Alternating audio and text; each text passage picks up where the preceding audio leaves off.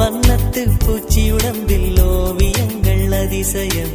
துளை செல்லும் காற்று மெல்லிசையாதல் அதிசயம்.